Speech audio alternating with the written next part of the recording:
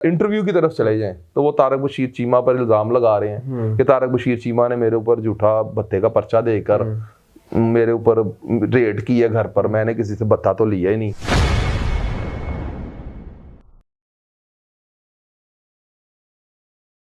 लोग उसे बताते हैं कि इसे कैसरे ने मर्डर कर दिया, तो वो बोलता है कि कैसरा किसका आदमी है, कैसरे ने किसके कहने पे मर्डर किया है। तो वो कहते हैं कि जी ये बिल्ले पहलवान का बंदा है, बिल्ले ट्रक्का वालों का बंदा है। तो फिर वो कहता है कि बिल्ले ट्रक्का वाले के जो जितने भी मुखालफ है ना उन सबको इकट्ठा करो। छोटी मोटी परया में जब आप किसी की परया का इंसाफ करने की कोशिश करते हैं तो एक आदमी को आपको नाराज करना पड़ता है, एक को राजी करना पड़ता है। वो पंचायती आदमी था जिसको उसने नाराज किया था, भोले सुनहरे ने उन सबको इकट्ठा किया, एक प्लेटफॉर्म पे इकट्ठा किया। तो फिर उसने जाके बाबे नीफे को और साथ में कुछ और लोग मिला के उसने कहा कि जाओ अटैक करो। ठीक है, यानी कि तीफी भट्ट का इस कत्ल में कोई हाथ नहीं था। बज़ाहिरी तौर पर ना तो इसमें तीफी भट्ट का पर्चा हुआ है, तो ना उस वक्त इसकी उनके साथ मुलाकात थी, ना मेल मिलाप था, ना उसका कोई उससे साथ कुछ भी नहीं था। तीफी भट्ट साहब के इंटरव्यू की तरफ जाते हैं।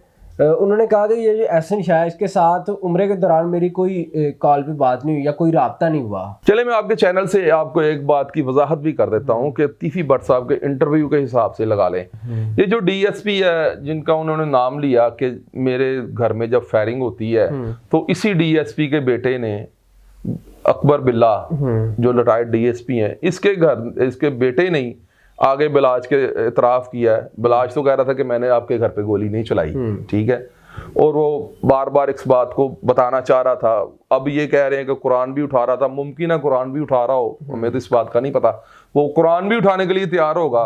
वो एसपी सिटी उस वक्त माज जफर साहब थे, उनके पास वो गया हुआ था कि मैं इस बात का 40 लोग मेरे लिए स्टाम्प देते हैं, वो न्याय देते हैं, कुरान देते हैं, जो भी वो हुआ होगा, ये उस वक्त की बात है।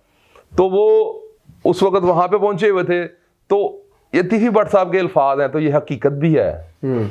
उस वक्त अकबर बिल्ले साहब ने अतीक सिंधु साहब से राब्ता किया कि जी मेरा बेटा ये कहता है कि मैं उस वक्त नशे में था, तो मेरा बिलाज दोस्त है, तो मेरे साथ वो ले गया था, तो गोली बिलाज ने ही चलाई है। चलें इस बात को खत्म करें। अब बिलाज के साथ जिस बंदे ने इतना सारा वो वादा माफ गवाह बन गया है केस में, तो बिलाज को इस बात की जरूरत थी कि उसके भाई की शादी पे जाता। ये बात आपको जो मैं अब आपको बताने लगा हूँ ये कम किसी ने बताई होगी, मेरे ख्याल से ये बात अभी तक किसी को पता ही नहीं, या पता हो भी तो किसी ने अभी ये बात नहीं बताई, डिस्क्लोज नहीं हुई।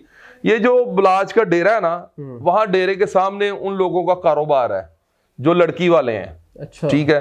तो लड़की वालों की शादी जो है ना, वो ये जो डीएसपी साहब का डीएसपी है अकबर बिल्ला, इनके बेटे के साथ होती है। तो वो बिलाज जो बारात वाले दिन था वो लड़की वालों की तरफ से गया हुआ था, ठीक है। तो दूसरे दिन उसने जो है ना जाने से इनकार कर दिया कि मैं नहीं जा रहा इस शादी पे। तो उसको जो एहसन शाह ने भी मना किया कि हाजी साहब आज तुसी शादी पे नहीं जाना। अच्छा, ठीक है। उसने भी उसे 3, 4, 10 दफा फोन करके यही कहा कि आपने शादी पे नहीं जाना। और दूसरी तरफ उसके भाइयों को जो अकबर बिल्ले के बेटे को ये कह रहा था कि भाई कि अगर आज हाजी ना आया तो फिर ਤੁਹਾਡੀ ਤੇ ਲੱਤ ਜਿਹੜੀ ਨਾ ਤੁਹਾਡੀ ਕੁੜੀ ਵਾਲੇ ਦੇ ਤੁਹਾਡੇ ਉੱਤੇ आ जाएगी। फिर उन लोगों ने अपनी फैमिली से फोन करवा के बिलाज को फोर्स किया। तो बिलाज फिर उस शादी पर गया। तो बिलाज को इस बात का पता था भाई कोई भी दुश्मनदार बंदा हो जिसने इस तरह घूमना है उसमें एहसन शाह का कोई कसूर नहीं है। मेरी नज़र में जब पहले इंटरव्यू से मैंने बात की थी तो वो उस वक्त कुछ बातें कम पता थी। इसमें जो बंदा 4-4 शादियां अटेंड करेगा, 3-3 शादियां अटेंड करेगा, हर मर्ग अटेंड करेगा, उसका बुरा तो होना ही होना है। एक्चुअली बिलाज मेरे ख्याल के मुताबिक अपने जहन से ये जो फीलिंग्स थी ना बदमाशी की या उसमें जो दुश्मनी की जो सोच थी वो मेरे ख्याल से ख़त्म कर बैठा हुआ था। और दूसरी तरफ तीफी भट्ट साहब के इंटरव्यू की तरफ चले जाएं तो वो तारक बशीर चीमा पर इल्ज़ाम लगा रहे हैं कि तारक बशीर चीमा ने मेरे ऊपर झूठा भत्ते का पर्चा देकर मेरे ऊपर रेड की है घर पर, मैंने किसी से भत्ता तो लिया ही नहीं, मैं तो 30 साल से खुद टैक्स पेड हूँ और साबित में अंजुमन ताजमरान का सदर भी हूँ, ठीक है। ये सारी बातें जो हैं इसको वाज़ेह तौर पर उन्होंने बता भी दिया है कि अभी तक पुलिस को तो पता ही होगा कि इसकी रीजन क्या है। उन्होंने अपने मुंह से एक्सप्लेन कर दिया है कि बिलाज कत्ल की बेसिक रीजन क्या है कि 1.5 साल मेरे साथ बात करता रहा है, मैंने कोई बात नहीं की, मैंने कुछ नहीं सोचा उसके बारे में, ठीक है। और मेरा जब उसने सोचा है कि पुलिस वाला SHO खुद लगवाया है, उसको मेरे घर में रेड करवाई है, मेरा यानी कि ये प्लान किया कि मैं उसके साथ पुलिस मुकाबला मेरा हो जाए और मैं दुनिया से चला जाऊं, तो मैंने अपने जान बचाने के लिए इकदाम किया है। ये खुद ही सारी बात मामला खुल के सोशल मीडिया पर भी डिस्कस हो रहे हैं। ये सारा केस अब किस तरफ जाएगा, आप क्या देखते हैं? भाई जिसका नाम तीफी भट्ट है, वो उसका आप बज़ाहिरी कद ना देखें, वो बहुत कदावर शख्सियत है। जब भी किसी के हाथ उसके मुखालफ के आया ना, तो वो 109 ही आई है। तो 109 में सिर्फ एक ही बंदा सजाए मौत हुआ है पाकिस्तान में, जिसका नाम लेने की जरूरत ही नहीं है।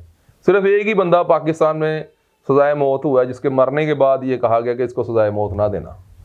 तो ये बात खुली आम सबको पता है कि उसने जब भी इस्तेमाल किया है, वो अपने माइंड का और अपने जो पैसे का और अपनी ताकत का और अपनी जो कद का इस्तेमाल करते हुए उसने 109 में खुद को लेके गया है। अगर पुलिस उसको 302 में चलान करेगी तो कुछ शायद बन सकता है, अदरवाइज अगर 302 में चलान नहीं होगा तो वो बरी बरी है। अली भाई, क्या अंडरवर्ल्ड से ताल्लुक ना होने की दलील टैक्स पेयर होना है? एक्चुअली जो अंडरवर्ल्ड है ना, अंडरवर्ल्ड के असल मायने होते हैं कि जो पूरी अंडरवर्ल्ड बिना गिरफ्त रखना। हम तो देखते हैं अंडरवर्ल्ड कोई रशियन माफिया या जो UK माफिया है, या इस तरह के जो लोग हैं जो मंशियात में और लड़कियां सप्लाई में या हर काम में इन्वॉल्व होते हैं, वो हुकूमतों को वो सपोर्ट कर रहे होते हैं और हुकूमतें उनकी वजह से चल रही होती हैं। अच्छा, ठीक है, अंडरवर्ल्ड उसको बोलते हैं, क्योंकि पाकिस्तान एक बिल्कुल पुलिस स्टेट है। इसमें हर लिहाज से जो पुलिस है ना, वो बड़ी ताकतवर है। ठीक है, इसलिए तीफी भट्ट के इंटरव्यू में आप खोल कर देखें कि उन्होंने हर दफा पुलिस को बार बार इस मामले में घसीटा है। उन्होंने खोल कर बताया कि जो भी है वो पुलिस ने हमें इस नैत पर पहुंचाया है, हमारी ये सुलह होती थी, हमारा ये काम निपटता था, पुलिस ने जो है ना इस आग को हवा दी है तो हमारी आग भड़की है। दूसरी बात ये है कि आपका सवाल है कि अंडरवर्ल्ड जो है वो टैक्स पेड आदमी अंडरवर्ल्ड में शामिल हो सकता है कि नहीं। अंडरवर्ल्ड एक्चुअली जो अल्फाज है ना, उसका चुनाव गलत है, ये अंडरवर्ल्ड नहीं है। बाकी ये अंडरवर्ल्ड का डॉन भी है। अच्छा, उसकी रीजन ये है कि देखिए ना, अंडरवर्ल्ड उसको बोलते हैं जो पर्दा स्क्रीन से गायब हो गया। तो ये तो सोशल मीडिया पर आकर गुफ्तगू कर रहा है। ये तो 30 साल से अंजुमन ताजरान का सदर है। ये तो पूरी जो ब्रांसर रोड है उसका सदर है। वहां पे इलेक्शन ही नहीं हुआ, एक दफा इलेक्शन करवाने की कोशिश की है वो लम्बी वाले ने, और राइफलों के साथ चला गया वहां पे। तो उसने कहा कि मैं ताड़ा सदर हाँ, वो वक्ती तौर पर सदर बन गया। उसके बाद उसने मंशियात फरोशी भी की तो उसका पुलिस मुकाबला हो गया, वो बात खत्म हो गई।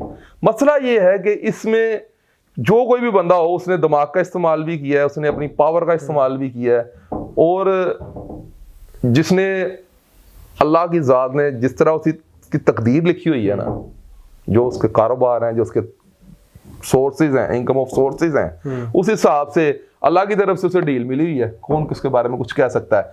तो टैक्स पेड होना अंडरवर्ल्ड के साथ अटैच नहीं करता, ये किसी ने गलत आपको बताया है। अंडरवर्ल्ड का जो काम करता है बंदा, जो अंडरवर्ल्ड का लबादा ओढ़ा होता है, वो कोई भी बंदा हो सकता है। जो टैक्स पेड होता है उस पर FIR नहीं होती है ना, ये किसी भी बंदे भी FIR हो सकती है। ये FIR जो है ये एक ऐसा मतन है जो बंदा बेगुनाह भी हो सकता है, जो गुनाहगार नहीं है वो निकल भी सकता है। फर्स्ट इंफॉर्मेशन रिपोर्ट होती है, फर्स्ट इंफॉर्मेशन रिपोर्ट है। बहुत शुक्रिया अली भाई जी। तो नाज़रीन, आपने तमाम गुफ्तगू जानी, आप अली भाई की बातों से किस हद तक मुत्तफिक हैं, अपनी राय से कमेंट सेक्शन में जरूर आगाह कीजिएगा। हमें दीजिएगा इजाजत, अल्लाह हाफिज।